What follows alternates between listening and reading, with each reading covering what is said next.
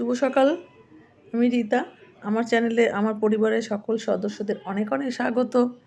আমি সকালের জলখাবারটা শেয়ার করছি তোমাদের সঙ্গে। এটা রবিবারের সকাল, তো ভয়েস টাইম পরে দিচ্ছি। তো আজকের আমার হচ্ছে ব্রেকফাস্টটা যে বানাবো সেটা তোমাদের সঙ্গে শেয়ার করছি।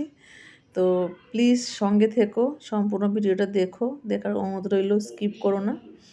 আর ভালো লাগলে চ্যানেলটাকে লাইক কমেন্ট শেয়ার করে প্লিজ সাবস্ক্রাইব করে দেবে। আর পাশে থাকা বেল আইকনটা অবশ্যই প্রেস করে দেবে। আমি কোনো ভিডিও পোস্ট করলে তোমাদের কাছে নোটিফিকেশন পৌঁছে যাবে। তো দেখো, এখানে আমি আলুর পুরটা বানাবো। তো এখানে দিয়ে দিয়েছি আমি আলুটাকে। আমাদের যতটুকু লাগবে আমি নিয়েছি, তোমরা তোমাদের প্রয়োজন মতো নেবে। নিয়ে আমি গ্রেট করে নিয়েছি। আর এর মধ্যে দেখো একে একে আমি সব রকম মশলা দিয়েছি, দেখতে পেয়েছো। চাট মশলা প্রয়োজন মতো দিয়েছি, বিট নুন, লাল লঙ্কার গুঁড়ো, ভাজা মশলার গুঁড়ো, কাঁচা লঙ্কা কুচি, ধনেপাতা কুচি আর 2 কোয়া রসুন থেতো করে দিয়েছি। ফ্লেভারটা তাতে ভালো আসে। তোমরা যদি দিতে না চাও স্কিপ করতে পারো। দিয়ে আমি পুর বেশ সুন্দর করে বানিয়ে নিয়েছি। আর ময়দাটা আগে মেখে রেখেছি, সেটা দেখাইনি। ভালো করে ময়াম দিয়ে আমি ভালো করে মেখেছি। তা অনেক বড় হয়ে যাবে ভিডিওটা, তাই।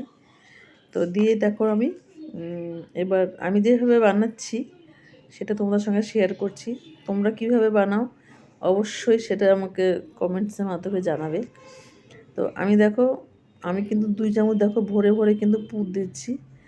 আমার কিন্তু 4-5 দিয়ে বেরোবে না। আর আলু পরোটাতে বেশি করে পুর না দিলে বেশ ভালো লাগে না। ভিতরে বেশ আলু থাকবে, তাহলে তো খেতে ভালো লাগবে। তো আমি দেখো যতই বেলবো আমার কিন্তু 4-5 দিয়ে দেখো বেরোবে না।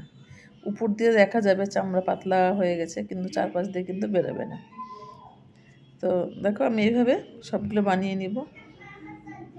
আবারও বলছি, ভালো লাগলে লাইক কমেন্ট শেয়ার করে দিও আর চ্যানেলটাকে সাবস্ক্রাইব করে দিও। আমার অনুরোধ রইল তোমাদের কাছে।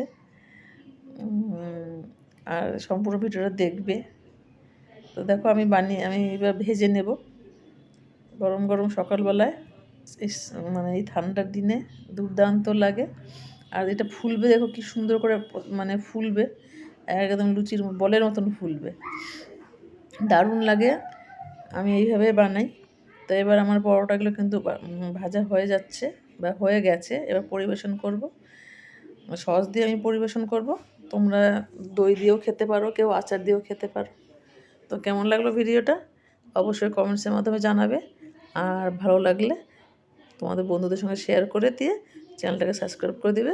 ভালো থেকো, সুস্থ থেকো।